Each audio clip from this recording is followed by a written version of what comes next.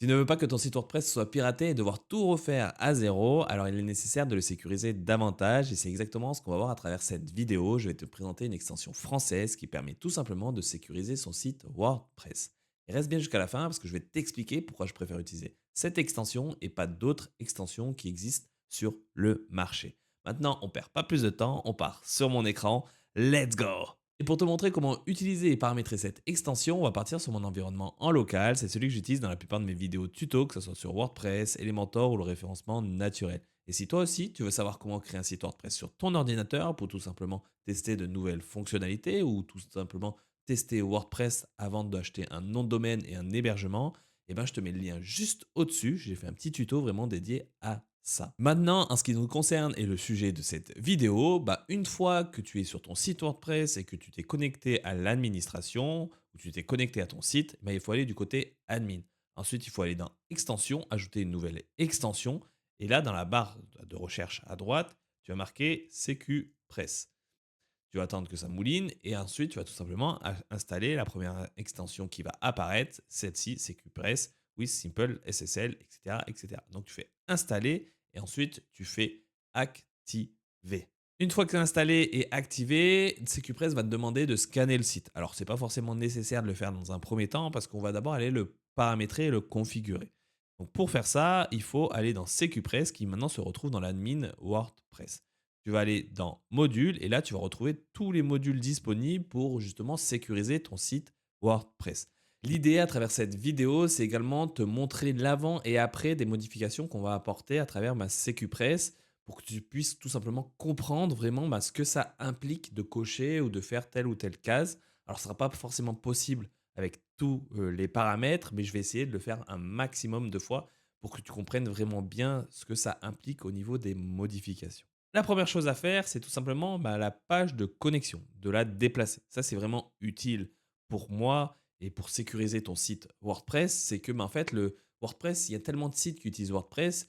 Chacun des sites a la même URL de connexion de base. Et du coup, c'est facile pour les robots d'accéder du coup à la page de connexion et d'essayer de faire différentes manips pour forcer la connexion et pouvoir faire vraiment ce que tu veux avec ton site WordPress. Donc pour moi, la chose vraiment essentielle, c'est de modifier l'URL de connexion. Et si tu veux en savoir un peu plus par rapport à ce point-là et comment juste modifier l'URL de connexion et pas faire tous les autres paramétrages, j'avais fait aussi un tuto à travers ma chaîne YouTube. Je te mets le lien juste au-dessus. Donc c'est un tuto qui est vraiment uniquement lié à la page de connexion. Mais à travers l'extension CQPress, on peut faire vraiment beaucoup plus de choses. Donc je te le conseille quand même d'utiliser cette extension. L'autre, c'est vraiment pour un cas très précis. Donc là, ce qu'on va voir, c'est que je vais tout simplement cocher cette case et je vais mettre, par exemple, ici, tirer se connecter, par exemple. Là, je vais tout simplement donc sauvegarder. Donc là, ce que ça va faire, c'est que ça va rajouter le module Move Login et donc ça va modifier mon URL de connexion. Donc si je me déconnecte à travers mon site WordPress, ici, tu peux voir directement dans l'URL, c'est marqué se connecter. Mais si je reviens par défaut, et ce que la plupart des personnes font, c'est qu'ils font WP-admin.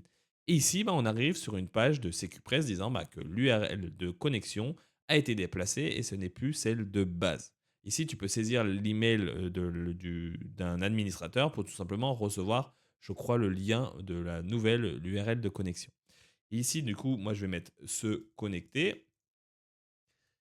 Et là, ça me permet tout simplement de me connecter avec la nouvelle URL de connexion. Alors moi, pour mon compte en local, j'ai utilisé admin, mais je te déconseille d'utiliser admin lorsque tu seras en prod sur un vrai site. Là, c'est vraiment pour les tests. Donc là, on a vu le premier point qui est déplacer l'URL de connexion.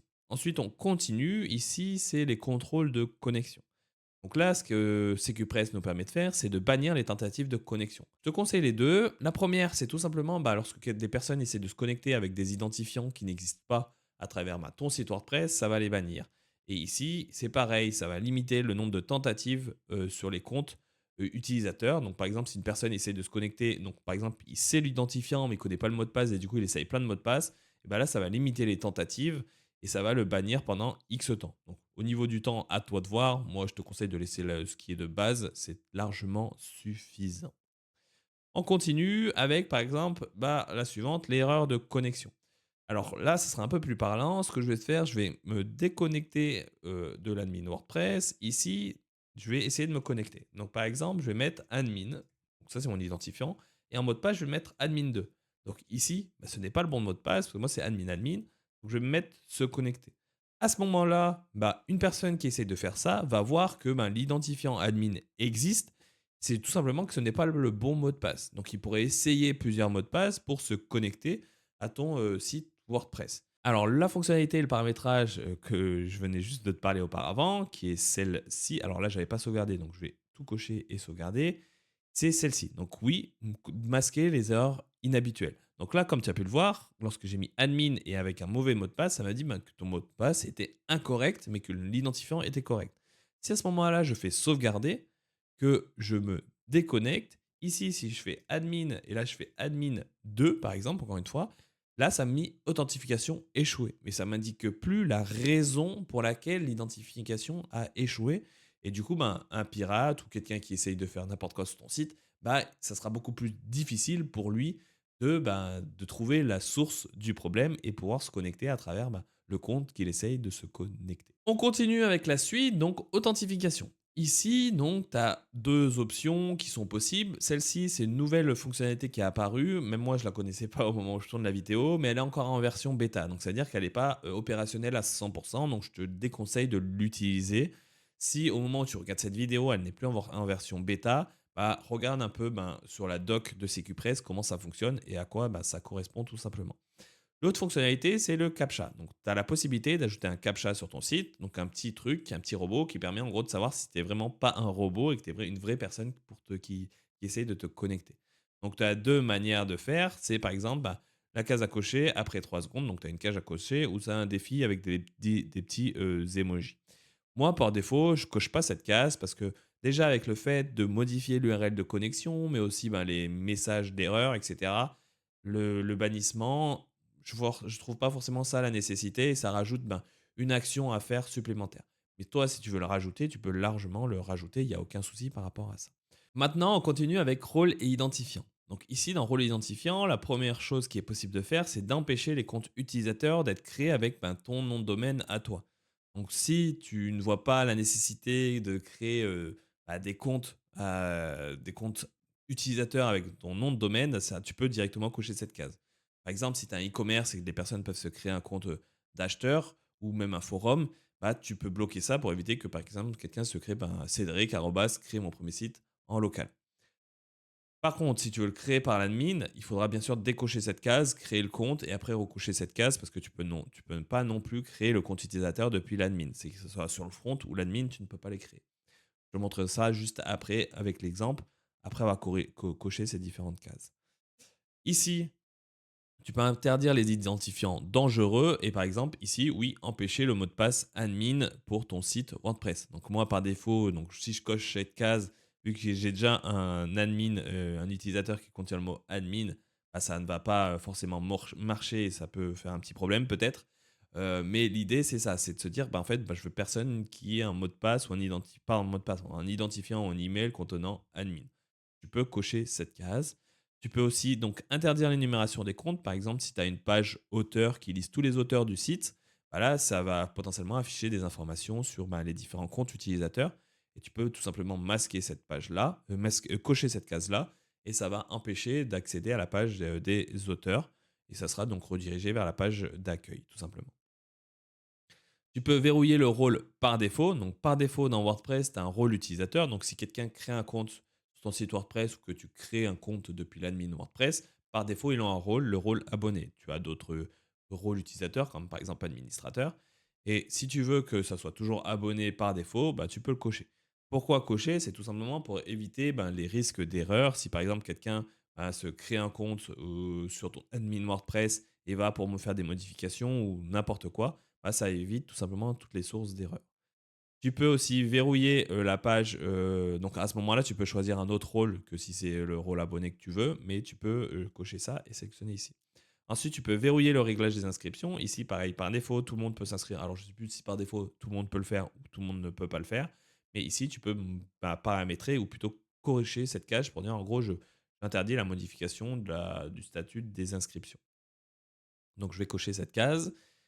Et la dernière chose, c'est verrouiller l'email d'administration. Donc là, pareil, sur WordPress, dans les réglages, tu as un email de, on va dire, de l'administrateur ou de l'administration qui est paramétré et tu peux potentiellement le verrouiller pour que ça soit jamais modifié.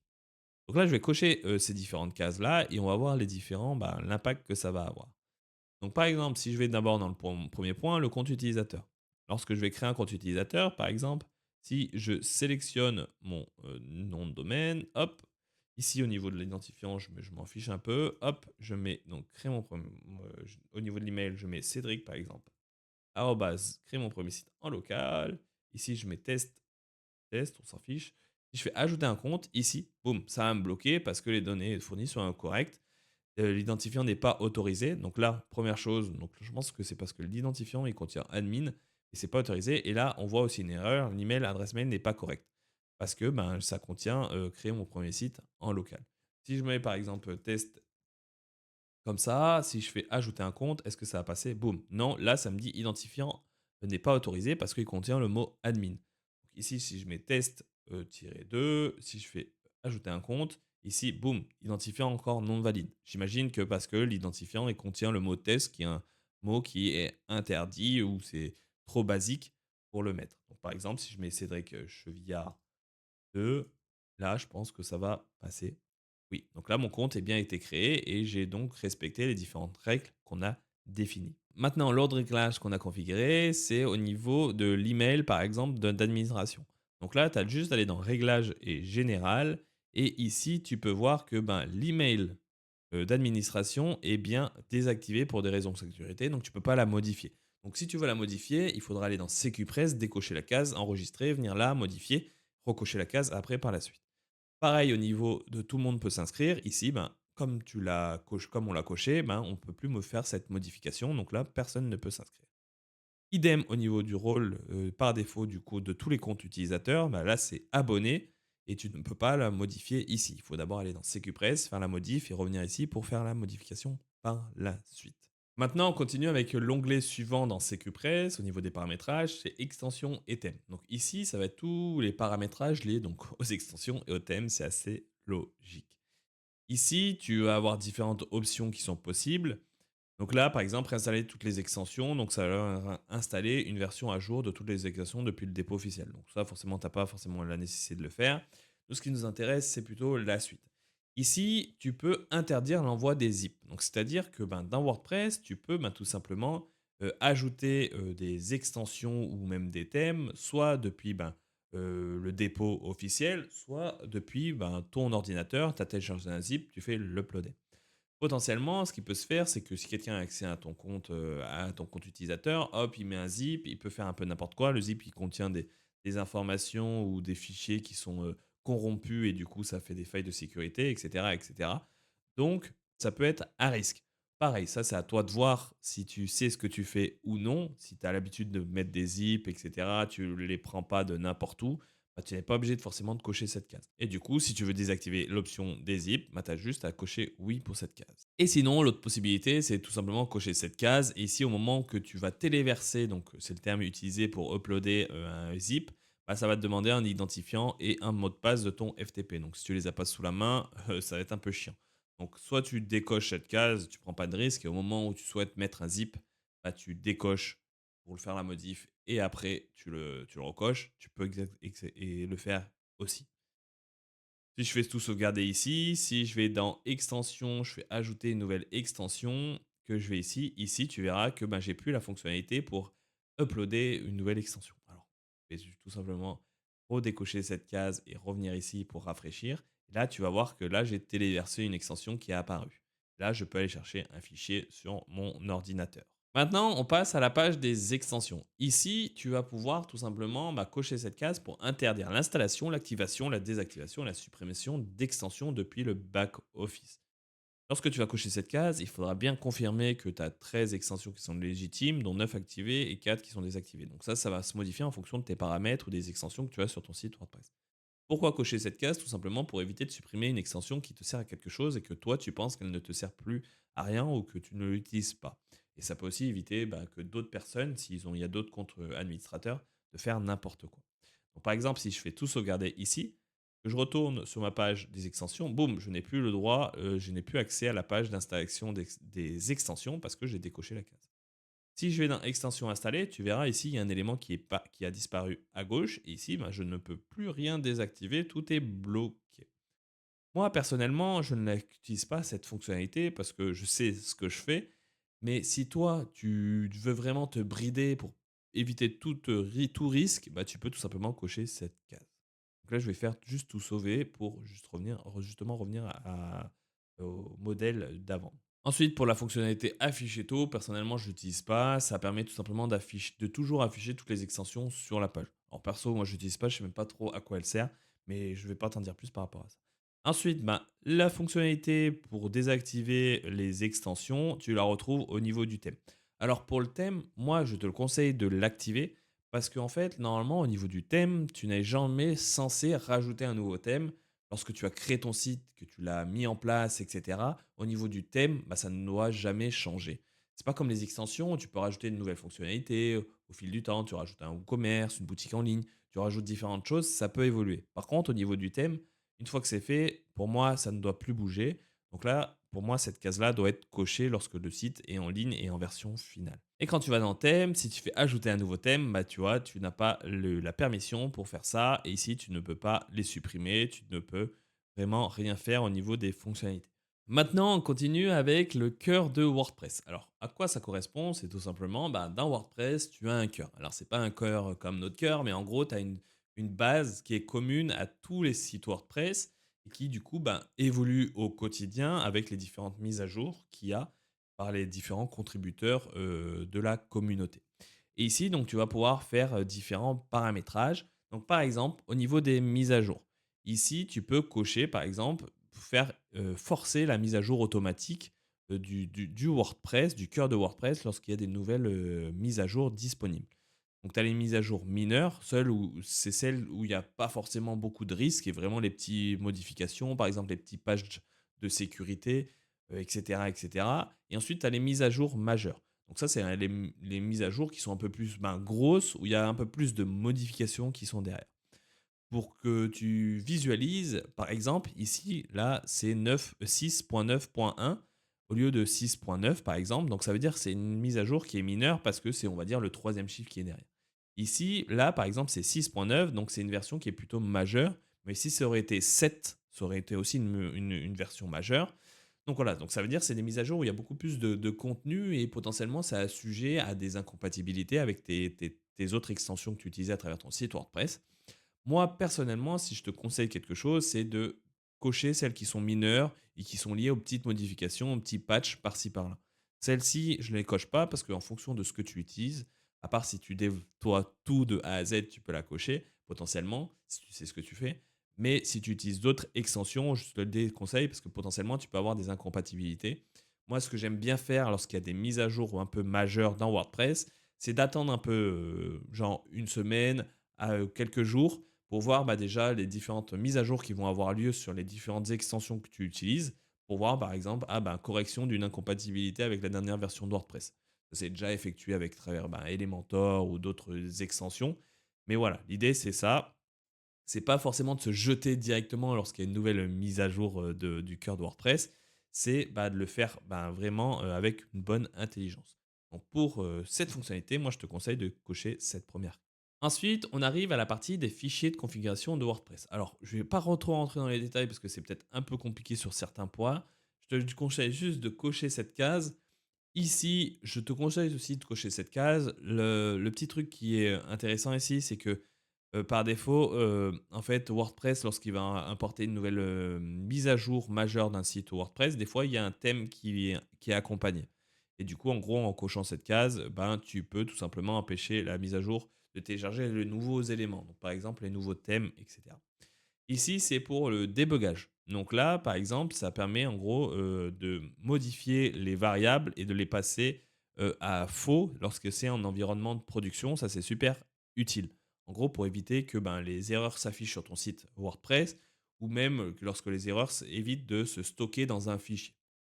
Parce que par défaut, elles s'affichent sur ton site WordPress en visible et que tout le monde peut le voir. Mais si par exemple WP Debug est à faux et que le display, pardon, que WDebug est à vrai et que display est à faux, mais que tu as une autre constante qui est, par exemple, dans les logs, bah, qui est à vrai, ça veut dire que toutes les erreurs, les warnings, etc., sont stockées dans un fichier et du coup, ça va ralourdir ton site.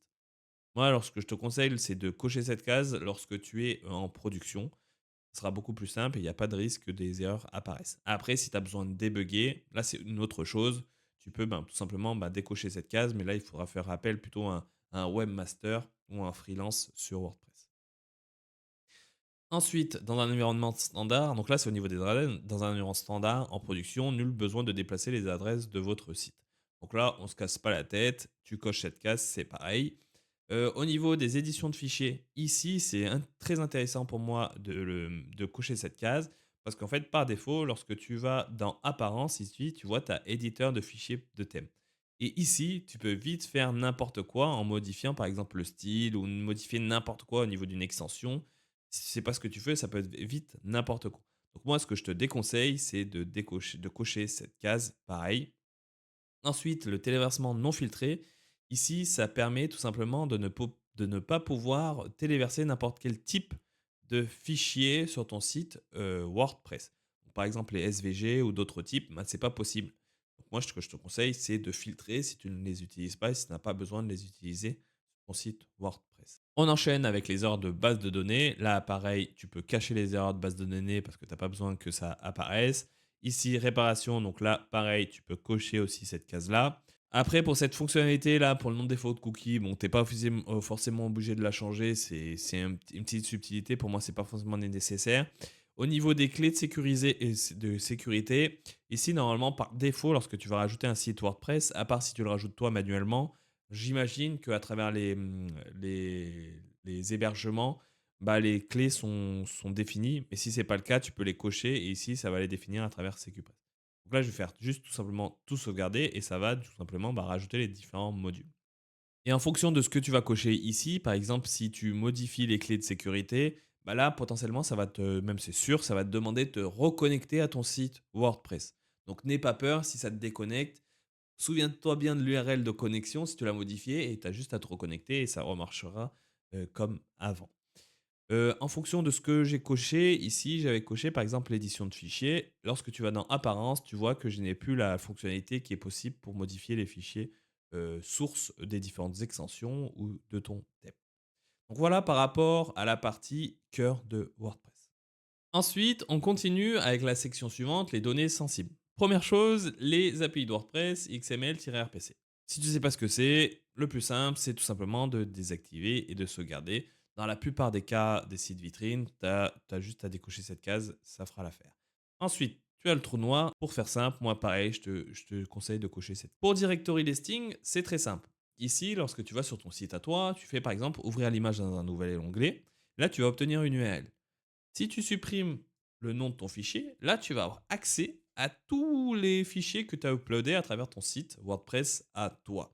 Ça veut dire que par exemple, si tu vends quelque chose, un PDF, une vidéo, etc., sur ton site, donc quelque chose de digital, qui est donc uploadé sur ton site, potentiellement, quelqu'un qui est un peu débrouillard va pouvoir supprimer, aller sur une image, retrouver ton dossier, boum, et après naviguer à travers ton différent dossier pour justement retrouver les différentes photos, différents fichiers que tu as uploadés. Donc ça, c'est très gênant et c'est un cas qui est déjà tombé sur quelqu'un qui vend des vidéos, par exemple, à travers son site WordPress. Donc là, tout simplement, en cochant cette case, si je fais sauvegarder, et là, juste en rafraîchissant, on voit que je n'ai plus accès à mon dossier. Et là, n'importe où que j'aille, au niveau de mes uploads, je n'ai plus du tout accès. Et donc ça évite tout risque d'erreur ou tout risque surtout de récupération de tes différents fichiers. Donc je te conseille de cocher cette case, bien sûr.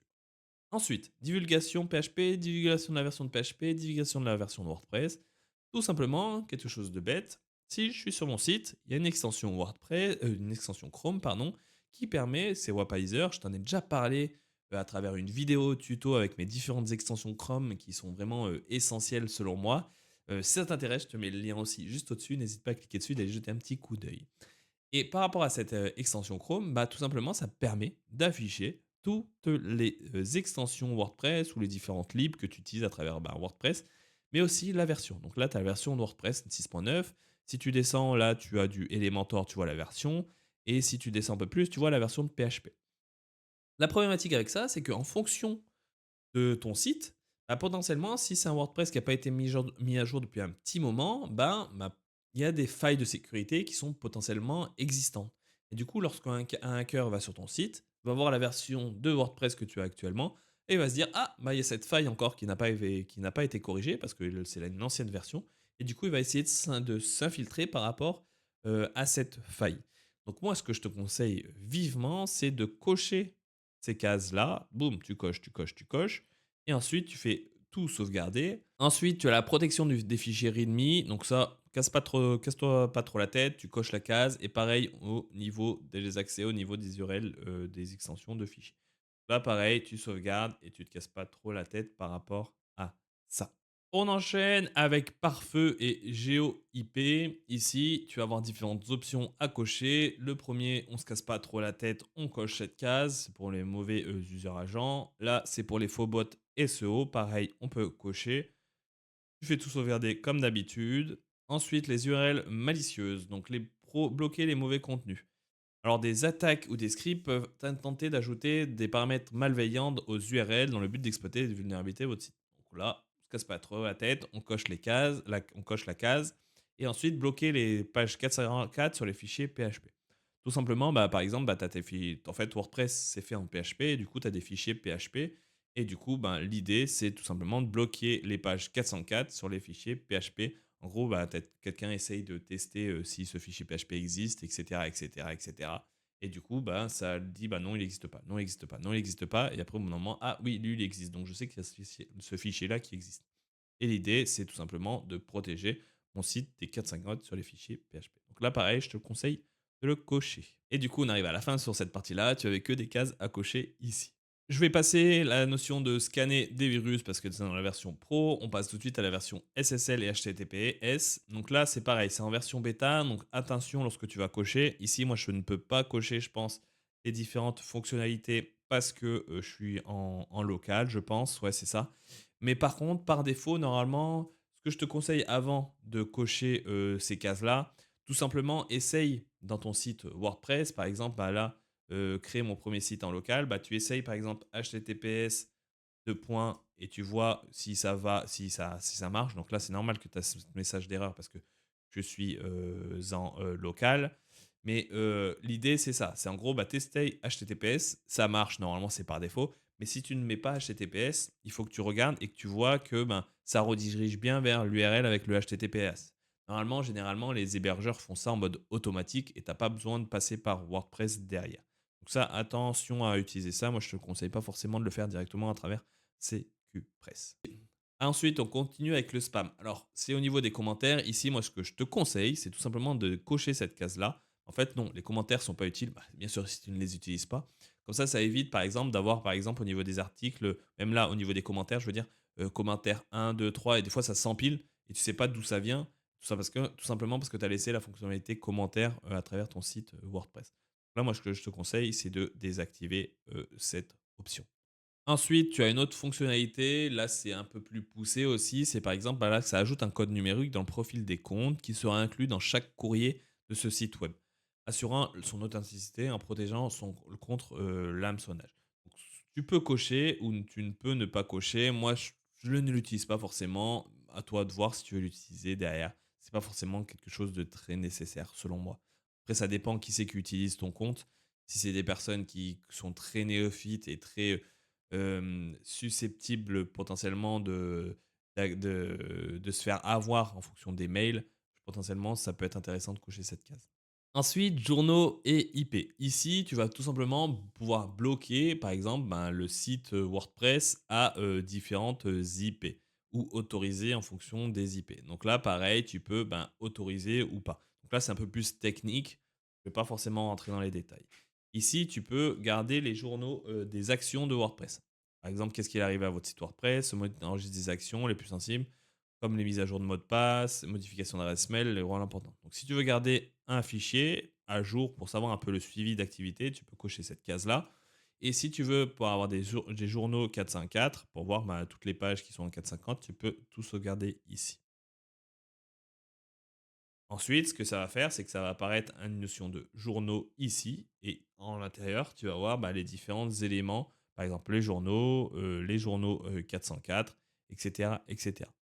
Ensuite, on continue avec la section sauvegarde. Ici, ben, en fait, c'est que disponible avec la version pro de Secupress. Moi, ce que je te conseille potentiellement, c'est d'utiliser, par exemple, si tu veux rester vraiment dans l'univers WordPress, d'utiliser Updraft Plus, pardon. J'ai pas encore fait de sujet vraiment dédié à cette extension-là. Si ça t'intéresse, n'hésite pas aussi à me le dire dans les commentaires et j'en ferai bien sûr une vidéo si c'est un sujet qui intéresse beaucoup de monde pour pouvoir tout simplement faire des sauvegardes de son site et en cas de piratage ou d'autres choses, ben, tu pourras re-uploader une ancienne version pour justement que tout refonctionne comme avant. Ensuite, au niveau des alertes et notifications, pareil, là c'est que vers la version premium, donc il n'y a rien qui est possible. Ensuite, on passe à la planification, ouais. Donc là, pareil, tout est en version premium, donc rien n'est possible. Et après, tu as des notions de add-on derrière, où il y a différentes choses qui te sont proposées. Donc là, à toi de voir. Donc là, on a fait un tour de tout ce qui est lié à SecuPress, des niveaux des paramétrages, etc. Et une fois que ça c'est fait, tu peux aller, par exemple, ben, scanner ton site. Là, ce qui est intéressant, c'est tout simplement de voir ce qui va et ce qui ne va pas au niveau de ton site pour potentiellement ben, voir les différents points. Alors moi, ce que je te conseille, c'est pas forcément d'appliquer tout à la lettre, parce que potentiellement, il y a des options qui sont possibles de faire, mais uniquement avec la version premium. Mais là, déjà, avec les différents points qu'on a vus, tu as quand même rajouté une bonne couche de sécurité à travers ton site WordPress. Et une fois l'analyse terminée, tu vas avoir ton score. Donc là, par exemple, C+, donc pour moi, c'est une bonne note, c'est suffisant pour ton site, sachant qu'il y a des petits trucs qui doivent être corrigés par rapport à toi. Moi, ici, par exemple, bah, moi, j'ai un compte qui s'appelle admin, j'ai un mot de passe admin, donc voilà. Il y a des petits détails, mais ça ne veut pas dire qu'il faut forcément tout corriger sur ton site WordPress. Donc, analyse bien ce qui est possible de faire, ce qui n'est pas possible de faire avec la version gratuite ou pro.